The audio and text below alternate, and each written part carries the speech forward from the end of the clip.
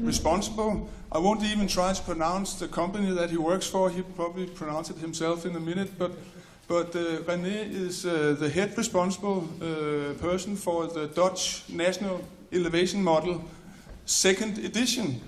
And it has, as I understand it, recently been completed. And now Rene and his staff is looking into to the challenges ahead of them in order to prepare for the version 3 of the Dutch elevation model.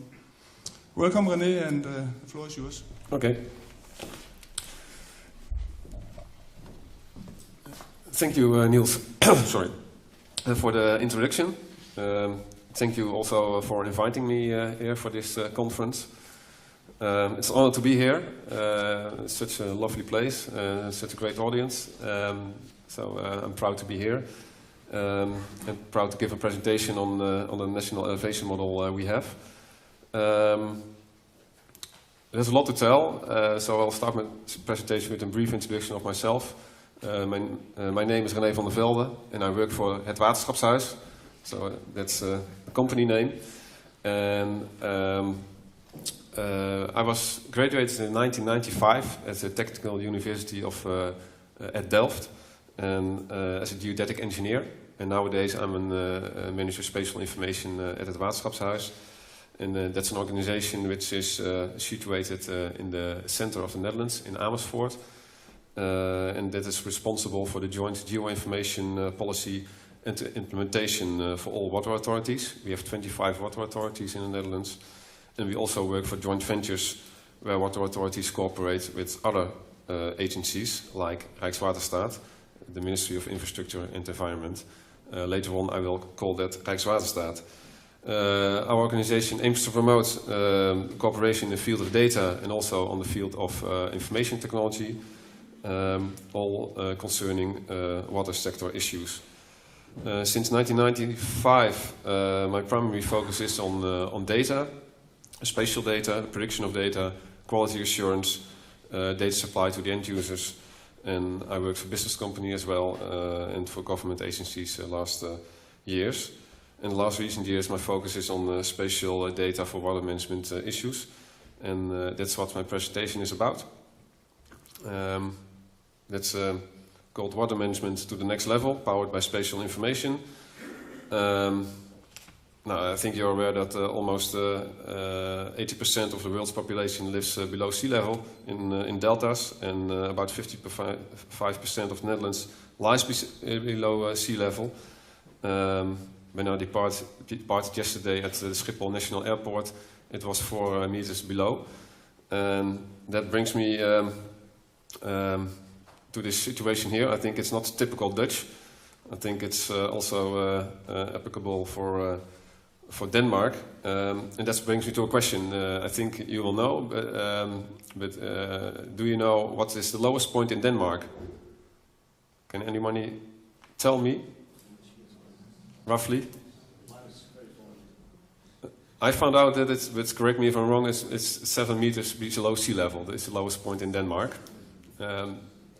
Roughly, I found out. So I think similar situations in the Netherlands as in Denmark. And I think there's a lot of, we've got a lot in common. And that helps to understand each other, I think. We think spatial data, the need of spatial data is evident for these purposes.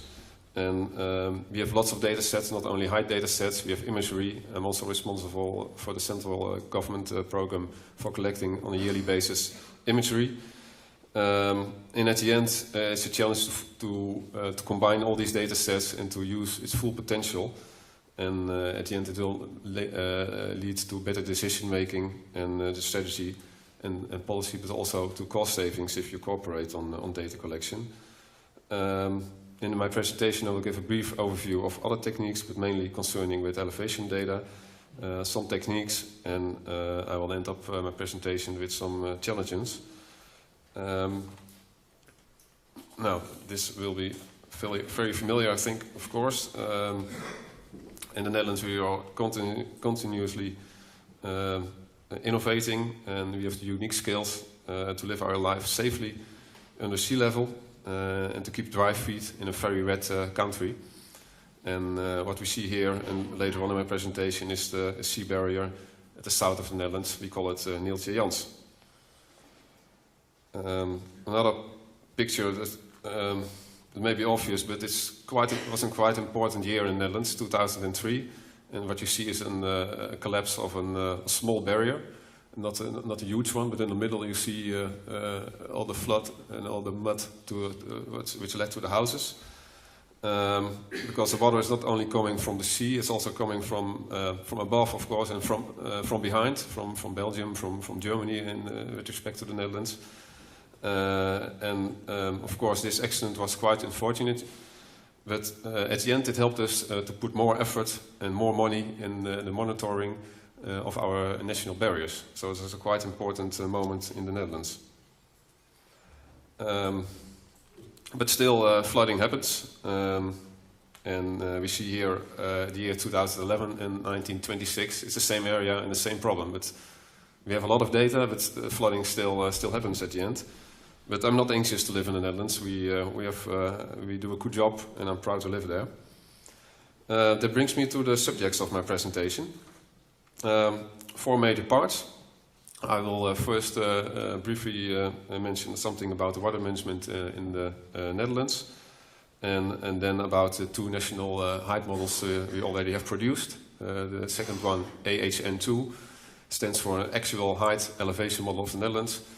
It was just finished this year, and what Niels said, but I hope to hear that we are already making plans for the 3rd generation, which I will tell something about the context, about the developments and the challenges. And at the end, of course, there's some time left for questions. At the end of my presentation, I will be still here, so it's good to have a discussion afterwards. I hope this presentation will give some insight in the choices we made in the past, and also the plans we have in the future. And I heard from Niels about your plans for a height model of Denmark. So I cannot exactly tell you how to do things, but I hope that my presentation will help you to do a good job and to make good decisions. So let's start. The Netherlands, what I said. These are illustrating for the Netherlands. It's an example of a territory highly susceptible for sea level rise and river flooding. And what I said, a lot of people live below sea level, and whereas 65% of its gross national product is produced. So it's an area which should be safe, and I think it is. And if you talk about integrated water management, what is it about? Now, it's basically about 3 items: dry feed, sufficient clean water, and reliable and useful information. And in the Netherlands, it's a cooperation between Rijkswaterstaat, what I mentioned, the regional authorities, the water authorities, where I work for, the municipalities also, and the provinces. And the goal, of course, is to achieve the most efficient and flexible construction, management and maintenance of the main water system in the Netherlands. Now let me show some facts and figures about integrated water management. What I said is carried out by different authorities, Rijkswaterstaat water authorities, and they already work for a long time closely together on various teams, on water systems, flood management, licensing and enforcement, but also on software development, which I work for also, and the management of waterways. And flood control, drainage and irrigation, that are some water quality and wastewater management are some very important things. We've got a lot of dikes, more than 17,000 kilometers of dikes, a lot of canals, and the complete water system is 35,000 square kilometers. That's the whole of the Netherlands, including the North Sea. It's even more, and that's mainly concerning. This is a task of Rijkswaterstaat. And 35,000 kilometers, we have 25 water authorities spread through the Netherlands. Some roughly, to give you a rough overview of the cost we make for the water management purposes. You see that almost 50% of all the cost is spent by the water authorities, and the rest by the other governments. So there's a lot of money going on in the water authorities. And if we take a look at the two major agencies, Rijkswaterstaat and the water authorities, we see that for Rijkswaterstaat, almost 50% of the costs apply to water defenses and barriers. That's the orange part and the purple part. So it's a lot of cost related to the task. On the other hand, water authorities also play an important role. It's mainly spent on water quality and, for example, water purification. But also a sustainable amount is spent on water defenses, as you can see. And the elevation data is part of that part mentioned here. So that's what elevation is part of. So let me go back just after this brief review about water management in the Netherlands. Why do we need elevation data? Why is it so important? Now it's quite obvious, I think.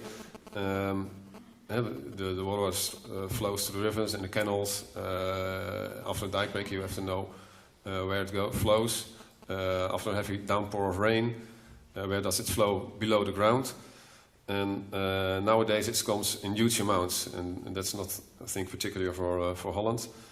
But the peak moments are more frequent and more extensive. So therefore we need to know how the water flows at any time and at any place. And therefore we think it's very important. And after all, my assumption is that a water model is for 80% based on elevation model. So not only an elevation model, but also a detailed model. But it's more than high data, of course. It's also like drainage, capabilities of the waterways, but also about sewage systems. But at the end, we need the high data, and that's quite simple. The outside world is not so. It's not model-wise. It's the green part. You can model it by grids data, 100 by 100 meters. But that's not giving a good presentation of the outside world. In the Netherlands, we have a grid data of all of the Netherlands, about 0.5 meters by 0.5 meters. So every grid data has a height figure. And of course, it's more than accuracy and detailed information. It's also about the quality of the data, about reliability of the data, the availability and the accessibility of the information. That's very important about the elevation data. These were one of the major drivers to produce a national elevation model in the Netherlands, and that's how it started. And the government took a lead to produce an elevation model, and Rijkswaterstaat, what I said, cooperates closely together with water authorities, and already since 1997. And why is the government into the lead? It's quite simple reason. Government data demands a high quality standard for the job they have to do. They will not and want not depend on movements or decisions made by business companies. We want to be sure that the high quality standard data is available and accessible for indefinite time, at any place. And we want not to be dependent on decisions made by business companies. If they are in the lead, in that case financial or economic considerations can lead to changes in specifications, can lead to changes in availability and even in quality. And that's why it's so important that in the Netherlands, those agencies took the lead to produce the model. That led to the first elevation model in the Netherlands, and we call it AHN1. What I said, it's a cooperation, and just in 2010, just 2 years ago, a covenant was signed by those two government agencies. Also a very important moment in the Netherlands, because they defined that for indefinite time they would like to cooperate on this issue, on the height elevation models in the Netherlands. And that's a good base also for other base registration, but also very important for the water management task we have in the Netherlands.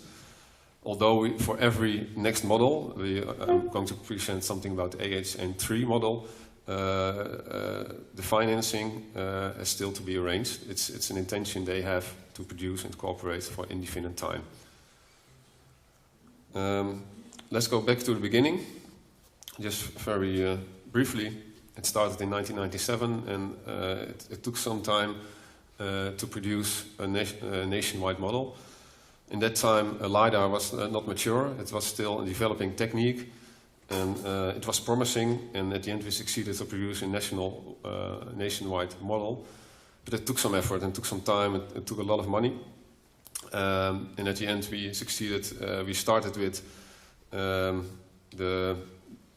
black parts on the right image, about 10 to 16 points per 16 square meter, and at the end, we started at 1 point per 16 square meter, and at the end we had about 1 point per square meter. So it's not a uniform standard product, but you saw that the developing of the techniques also had this influence on the density and also accuracy. But we learned a lot of the first national model, and it was very important data. And the next generation, AHN2, it was coming. It took some time because at the end of 2003 the first model was ready, but it took us some years to start the next model, because it's for the simple reason that the water authorities and Rijkswaterstaat needed an update of their data. The data was outdated, and but what also very important is the Water Act, which was in preparation, that became in force at the end of December 2009, and that meant that every 6 years the government agencies, the water authorities and Rijkswaterstaat, had to do a quality and a safety checks on the barriers. So that was a very one of the major drivers, I think, for the next for the second generation model. And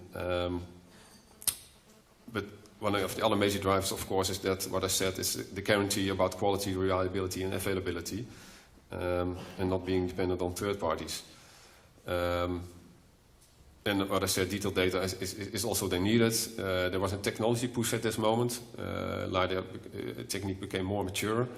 And of course, there was, you can say, climate change adaptation, of course, sea level rising and severe rainfalls. What I said, more extensive, and the outdated data. These were the major drivers for the next generation, which is just completed this year. And which brings me, it's not only the next generation, but also we had another list of ambitions. We defined that we needed another organization, more professional, more recognizable, and autonomous, a close cooperation between the executive bodies of Rijkswaterstaat and the water authorities. And the product should also be suitable for dikes and mapping a 3D map of the dikes and detailed modeling. The finance was better organized, so we had some sort of a contribution systems. So every government agency pays a little amount each year instead of once 5 years. That made it more easy to finance the model. And we decided that the quality assurance, the quality checks, the quality control had to be done by business companies, because we find out that they were more appropriate for the job, more efficient, and at the end cheaper also. And they have the skills, of course, to invest in software and in new techniques. And that helped. For example, in the first model, it took almost the same. The data collection was almost even expensive as the quality control, because it was not a mature market, of course. But at the end, it's far cheaper. And we stated that we would broaden the use and the number of applications, which I will tell later on. Just some facts about the quality of the AHN2 model. The height accuracy, 5 centimeters stochastic and systematic. We also had a goal to map objects. Objects of 2 by 2 meters we had to map with a certain type of accuracy and deviation. It's filtered, of course. We have a terrain data set and other data set with all the other objects in it, and the grid file which I mentioned. And at the end, the business companies have some degrees of freedom for the data acquisition parameters. It was not obliged to have a certain planimetric accuracy, the point distribution, and the density. They could choose the optimal situation to meet our theoretical specifications. At the end, it should be geometrically verifiable, and as well as for the location as for the height. So basically, at the end, it's about 8 or 10 points per square meter we have in an AHN2 model, but that varies through the country. Then the products will be obvious, I think. Of course, the point cloud of the terrain and the point cloud of all the other objects, the buildings, vegetation, all is in. The 0.5 meter grid of the terrain, and we have a model filled up with small gaps. And at the end, we also have a 5 meter grid, which is the same, which makes it comparable with the AHN1 model. The technique, I think quite obvious, you've seen it before, but always good to show what I said is the Neeltje-Jans. It's quite astonishing. This was from the very beginning of the AHN2. It's just rough data, just shortly after the data collection. It's a sea barrier at the south of the Netherlands. It's got all the details in it. It looks like a 3D photograph. All the points are colored by RGB value. It's not for the whole model, but for the next generation model, the third one, we have similar like this. So it's a model like a 3D photograph with a resolution of, I think, about 10 centimeter comparable. So it's quite astonishing. It was just in 2007, and just roughly after the data collection. No, I won't go to the end of the barrier. It will take too much time, but you can take a look at it later on. And of course, from data collection, you go to the gridding. It's and the quality assurance and filtering is part of it, of course. Then about the AHN2 model, this is our office, for example. This is near Amersfoort, so where I work. At the end, we have 135 billion of points of the whole of the Netherlands, and a huge amount, and this is just a small part of it.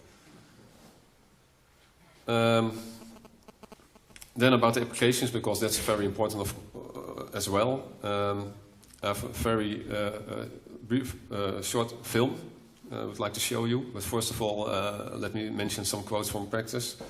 What I hear around me is that the model is surveying from the air. It brings the outside world inside the office. You don't have to go outside. It's excellent source data for producing large-scale maps. It's also a responsibility for the Dutch cadastre. We call it BGT. And it's excellent data for the transition from a 2D model to a 3D model. And that's why also the Dutch cadastre is very interested in the next generation model. So I would like to show you a short film about the applications. It's Dutch spoken, but the subtitles are English. So that won't be a problem, I think.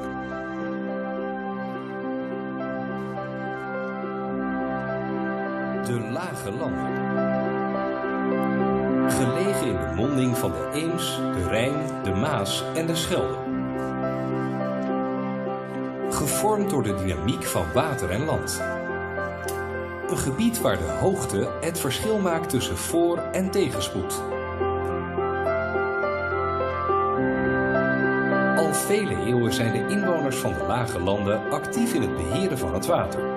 In de jaren 90 van de vorige eeuw zijn verschillende waterschappen en Rijkswaterstaat begonnen met het gestructureerd in kaart brengen van de actuele hoogte van het maaiveld. Het actueel hoogtebestand Nederland, het AHN, was een feit. De inwinning van het AHN vindt plaats met behulp van laseraltimetrie. De ingewonnen data wordt bewerkt en zo ontstaat er een goed beeld van de daadwerkelijke hoogte van het maaiveld. In AHN1 werd de hoogte op 15 centimeter nauwkeurig vastgesteld in een vlak van 4 bij 4 meter. Bij AHN2 is dat verder verbeterd. Nu is de hoogte bekend van iedere halve meter bij een halve meter met een nauwkeurigheid van 5 centimeter. De inwinning van AHN2 omvat 135 miljard meetpunten en loopt van 2008 tot en met 2012. Het AHN wordt uiteraard ook door ons waterschap toegepast en wel voor verschillende doeleinden. Eén voorbeeld is het peilbeheer, maar een ander voorbeeld is inspectie van onze dijklichamen, zowel boven water als onder water. Door periodiek te meten kun je nagaan en kun je ook echt zien dat er verschillen in hoogte gaan ontstaan op de dijklichamen. En dat kan vervolgens aanleiding zijn voor een persoonlijke inspectie van de dijkvakken. Rijkswaterstaat heeft belang bij bruikbare en betrouwbare geo-informatie. Geo-informatie heeft niet alleen een X- en een Z-component, maar ook een Y-component, hoogte. We krijgen steeds gedetailleerdere informatie, kunnen die steeds beter uitwisselen. Fascinerend is om te zien dat het niet alleen bij Rijkswaterstaat en de waterschappen gebruikt kan worden, maar ook bij provincies voor stedelijke waterproblematiek of voor archeologie. Leersum heeft de afgelopen jaren te kampen gehad met wateroverlast als gevolg van hevige regenval. En de gemeente heeft de wettelijke taak om daar maatregelen voor te nemen. Om dat in beeld te brengen hebben we daarvoor een rioleringsmodel gebruikt in combinatie met het grote bestand Nederland. Van die verschillende knelpuntlocaties heeft DAV de contouren van het afstromingsgebied bepaald. Vervolgens hebben wij een aantal locaties bepaald waar grootscheepse voorzieningen aangelegd kunnen worden. Op die manier hebben wij dus de verschillende deelvoorzieningen gedimensioneerd.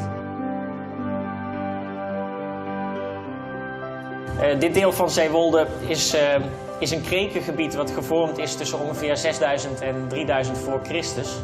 Nou zie je dat langs de weg erg goed, maar verder in het landschap zelf is dat niet zo duidelijk te zien. Daar komt AHN ons juist heel erg van pas. Door het gebruik van AHN was het mogelijk om de archeologische verwachtingen in Zeewolde nauwkeuriger in kaart te brengen. Dit heeft tot gevolg dat niet voor ieder nieuw initiatief verkennend veldonderzoek hoeft te worden uitgevoerd. En omdat een van de uitgangspunten van de wet archeologische monumentenzorg is dat de verstoorde betaalt, levert dit ook nog eens een besparing op voor die initiatiefnemer. Verleden, heden en toekomst. Het actueel hoogtebestand Nederland is er klaar voor. Het vormt een fundament voor goede besluitvorming en de 3D-visualisatie van Nederland. De data is beschikbaar en de toepassingen worden in samenwerking met de gebruikers ontwikkeld. Het AHN kent als geen ander de waarde van hoogte in de lage landen.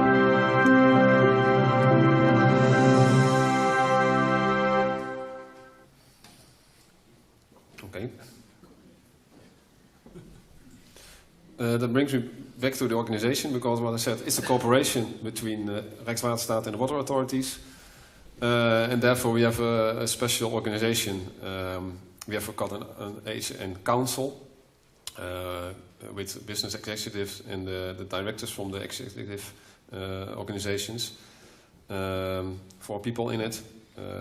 Basically 2 times a year they come together. And we have a steering committee, which is 4 or 5 times a year, comes together with the senior users in it, and monitoring at the end if they get what they want.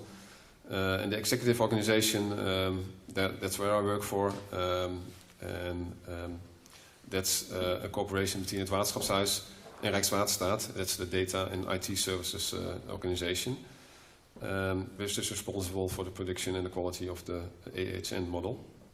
Let's have a look at the executive organization. What I said, jointly responsible for the execution of the AHN. The purple part, or the orange, it's the Waterschapshuis part. We are responsible for the program management, the project management and the project support. We also do the user group meetings, the expertise center and the communications about this program.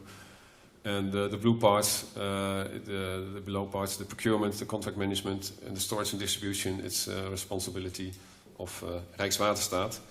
And of course, last but not least, the business companies, they do the work. It's only, at the end, it's very small organization. I think on a yearly basis, only 3 people are working. Only the program, the project leader, the project manager is a full-time job, and the other are just part-time. So it's a very small organization because the main jobs are done by business companies. That brings me to those business companies. What I said with respect to the ASN2 models, at the end in 2007, what we wanted was quite unique, 8 or 2 points per square meter, high accuracy. Only one company at that time was able to do it. It's a Frugo company. The FlyMap movie you just saw was from the beginning. And at the end, the market became more mature and more companies were able to make the product. And the product specifications just were standard, maybe some improvements, but they were not changed during the program. About quality assurance, that was a different market. There's a small market. At the end, only 3 parties were able to do the job. Engineering companies like Arcadis or GeoDelta, but also NEO in the Netherlands have done the job. And the goal is at the end to guarantee the quality of the data be specified at the end of the production process. And the contractor is responsible the contractor for data acquisition is responsible to supply the evidence of the quality demanded. So there's a huge responsibility to supply us with the evidence. We do not like to do a big job on quality assurance. It's a responsibility of the market, and the contractor of quality assurance help us to do to audit the process and to do some small quality checks on the data and on the process, of course, so that at the end we can reduce the cost. Nowadays it's about 11%, and for ASN3 we would like to reduce it with another few percent by putting more effort in auditing the process. So we think we can reduce the cost enormous on the quality assurance. And what I said, companies are investing in software, and new companies are coming. That's what we see in the Netherlands. Applications, I think I already mentioned, and we also saw it in the movies. So I won't list this completely. Just take a look at it, or afterwards the presentation will be available. Some examples, just to give you an idea. We're producing a 3D map of our barriers, a vector-based model, or just a point cloud. This is done by a water authority, but also some infrastructures in it. Just to give an idea of the outside world, the red line is the line produced by the elevation model, and the blue line was a traditional method by traditional surveying in the outside world, just measuring a few points. And the red one is giving a more realistic one. And there, the topography is just, there's a road. You see it there. It's hard topography, so there the traditional measurements meet exactly with the ASN2 model. And of course, it's also used for 3D visualization of barriers or other things, buildings, whatever. That brings me to further applications by third parties, because third parties, at this moment, they pay for the data, because Rijkswaterstaat and the water authorities are the owners of the data, and other third parties pay a small amount of money to use the data and to get the data. What you see is 3D visualization and modeling. Archaeology was mentioned also in the movie, and the Dutch cadastre is interested to produce a three-dimensional geoinformation facility. But then also insurance companies make use of the data. Type and volume of the determination of buildings. There's used for route studies, urban drainage models, location research for radar or windmill installations, and last but not least, solar potential, so-called solar cadastre, which I have an example. Solar potential cadasters, city maps showing every roof's capacity to collect solar energy. And that's an initiative done by business companies and supported by local municipalities to produce for every roof the solar potential. And the more red, the more potential there is for solar activity. Quite obvious, I think. Now then, that brings me to some lessons learned of the ASN2 periods from 2008 till 2012.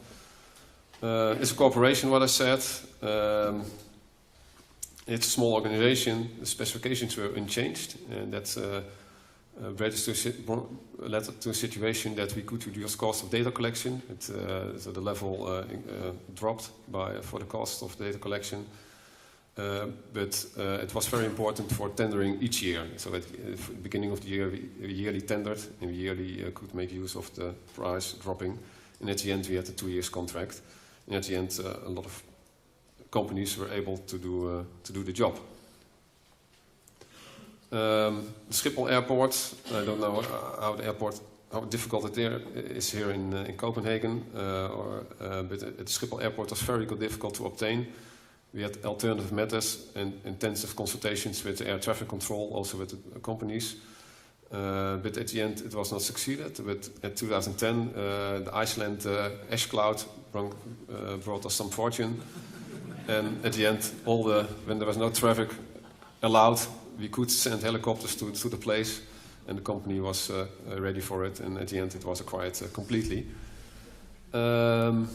We also use aerial photography, not supplied to the end users, but it's very useful for interpretation, and the price increasing effect is minimal. The specifications are very low, but it's very useful for interpretation issues. The contract is awarded on price, of course, but the big part is quality. We award on quality, and 60%, and for quality control, it's about 30% of price, because that's far less amount, and 70% is the quality of the tender documents and the work which is done, of course. Very important. The cost, just roughly, I mentioned already the things above, but at the end it cost us roughly about 18 million euros for the complete program, which is this table, data acquisition. That's the big part, and project management, procurement, administration is another part, but it's something about the cost of the AHN2 model. Specifications unchanged, we slightly improved. That was one of the reasons we could lower the cost.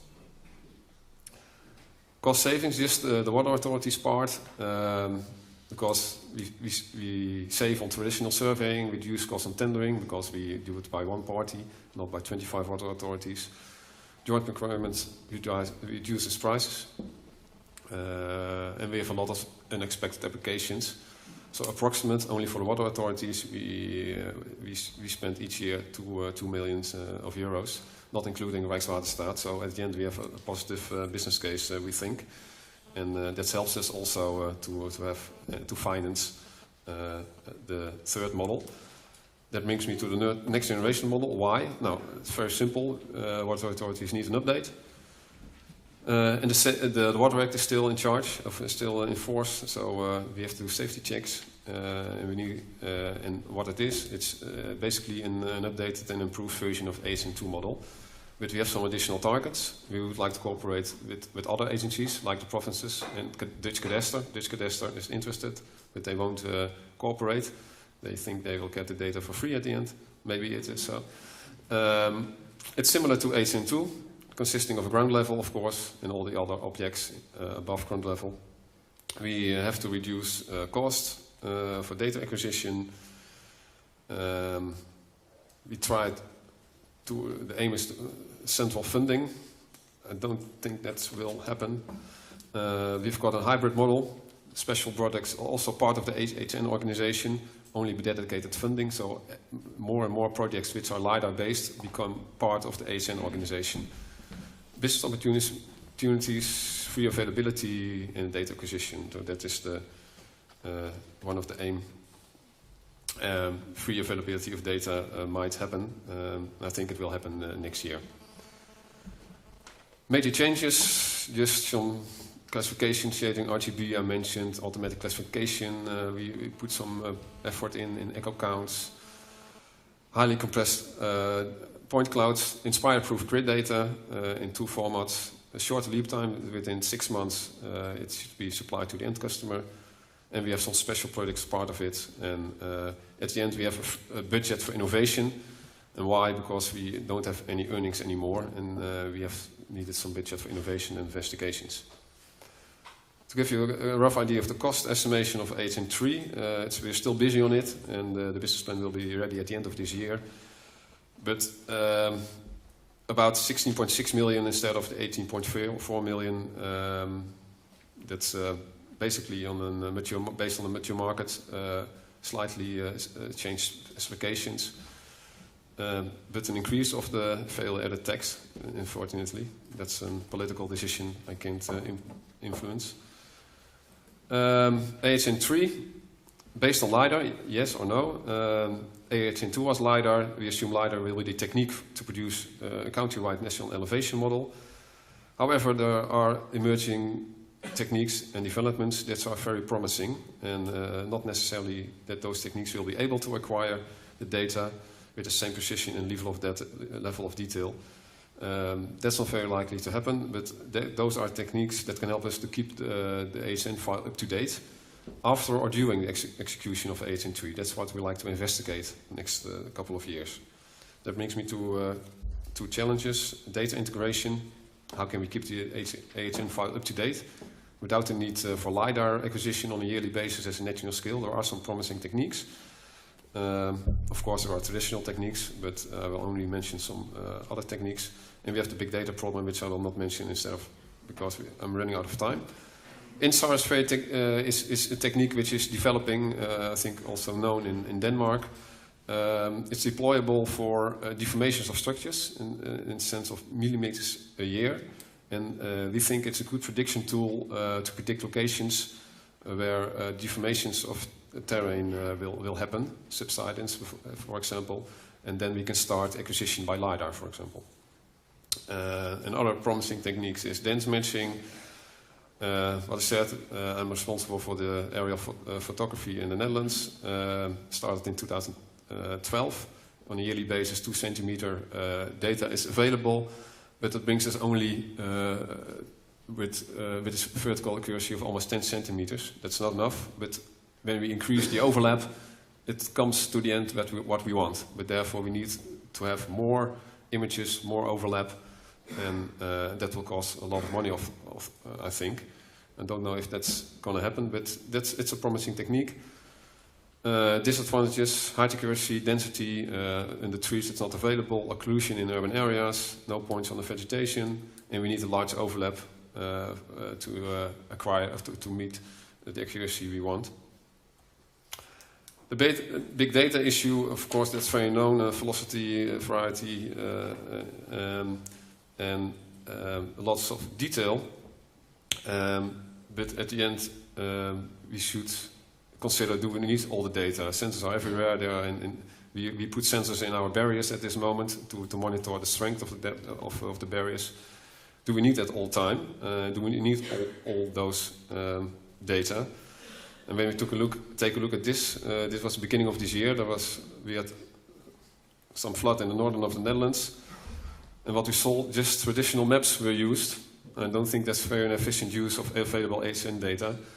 I think one of the problems of big data, we can't use the potential. All the point clouds are not available by the end customer, by the end user. So that's a challenge we have to solve. And at the end, we can solve it. Obvious, I think, with storage and processing power. That's quite obvious. Of course, with improved visualization and advanced data modeling, we have to invest in data mining. Then we can solve a part of the big data problem. And that helps us to improve availability, interoperability, and the processing of data into information to get it at the end user. But at the end, we should consider, do we need it? And if we if we succeed, then we can use the complete potential of the point clouds, I think.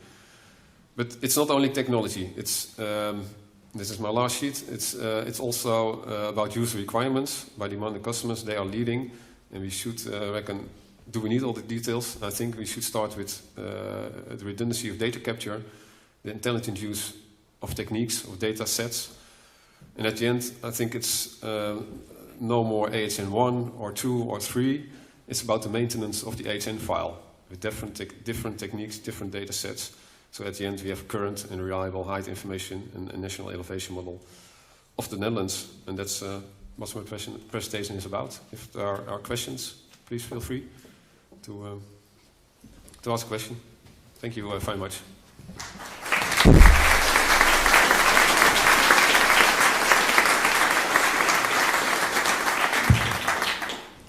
Thank you, Rene, for a really interesting presentation, and I hope that some of us at KMS perhaps can get the full story from you someday. I'm sure this is material for at least a day worth of there's a lot to tell. I had to do it in 40 minutes.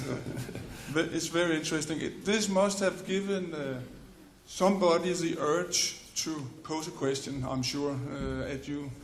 Any questions from the audience? Questions? Yes, Peter? Yes. Peter Bøller from Aarhus University. Before you okay.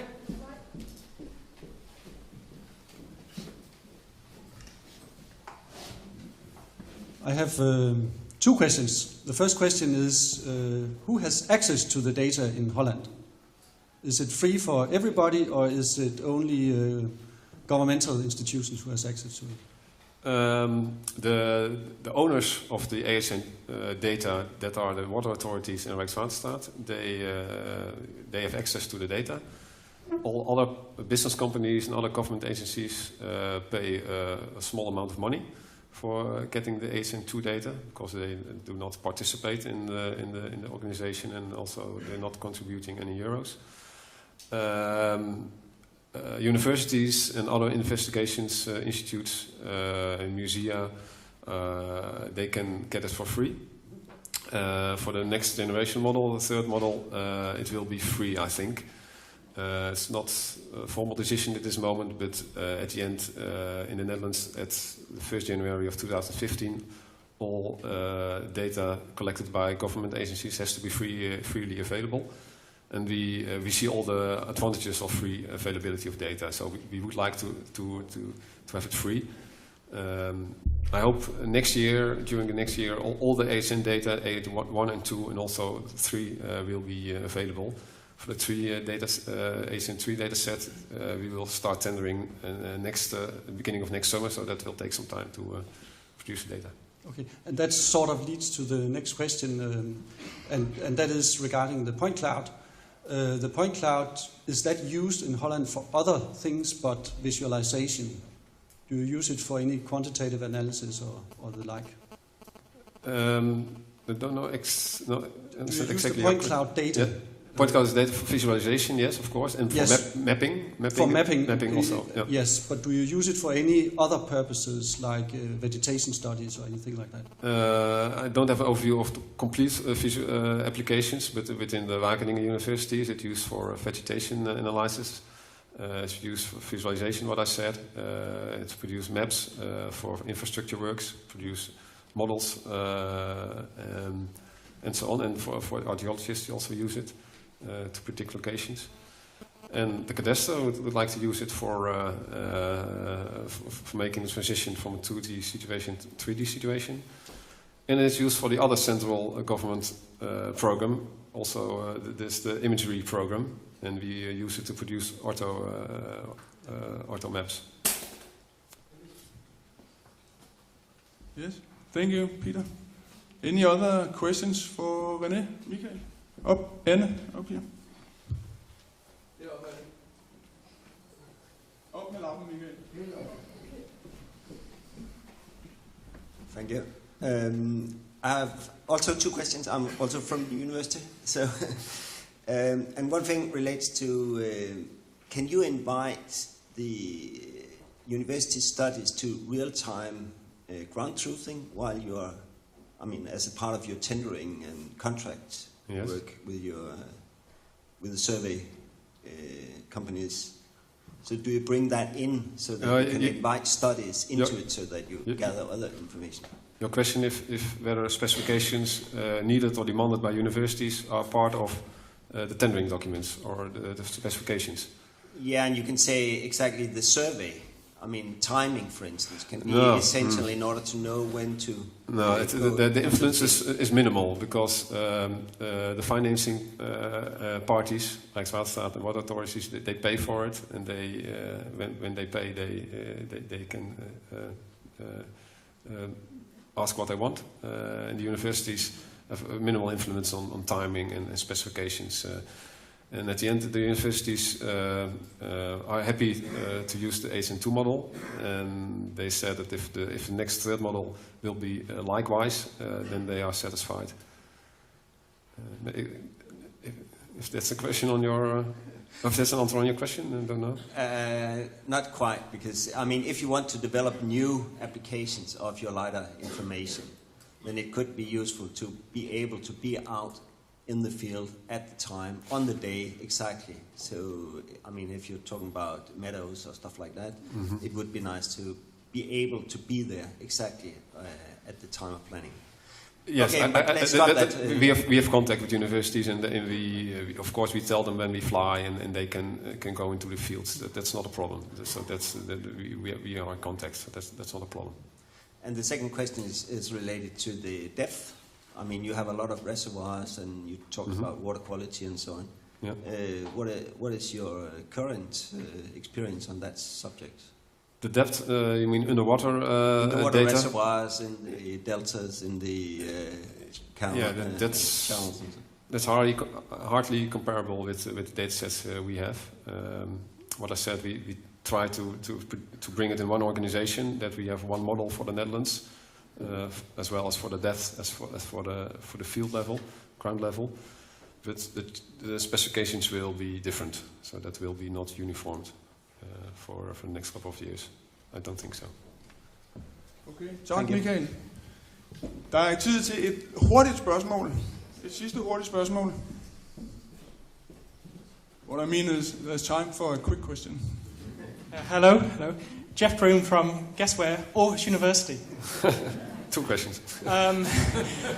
You mentioned how, as the technology has matured through the progress of HNC2, I think, over those 4 or 5 years, one aspect was the increase in the point density that you've experienced with that maturity.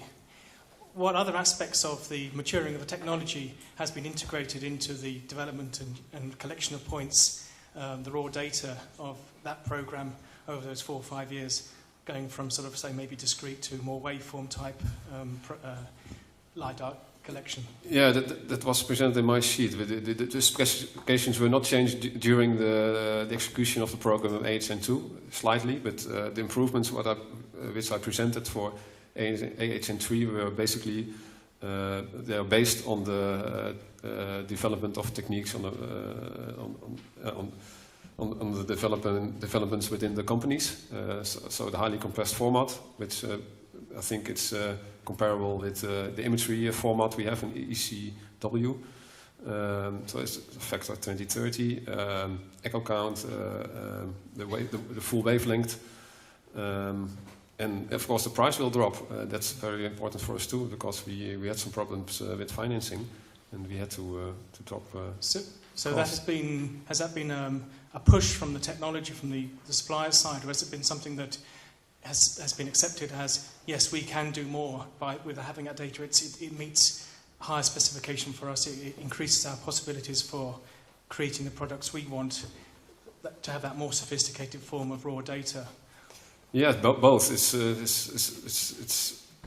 of course done by the business and by the demanders, by the end users, and by the company as well. So they come together within this product, and they can do more, and we want more. We want more automatic classifications. We want not only the ground level, but we also like to have all the buildings and all the structures classified automatically, and therefore you need another type of data. And yeah, that's becoming available, and we have to judge: can we can we pay it or not? And that will be the challenge also for the next couple of months. All the improvements, can we pay for it? And that's a challenge. But we will do, of course, some market consultation. Thank you, Jeff. That was the last question that we have time for, unfortunately. Okay, and, not a problem. I will be here for... Rene is going to be here over lunch. After lunch I will leave. And we'll leave some time during the afternoon, I understand. Thank you very much, Rene, for sharing your work and ideas with us. Thank you. Thank you. And we have a small gift for you. Oh, thank you very much. And also a couple of bottles of wine for the trip home. And then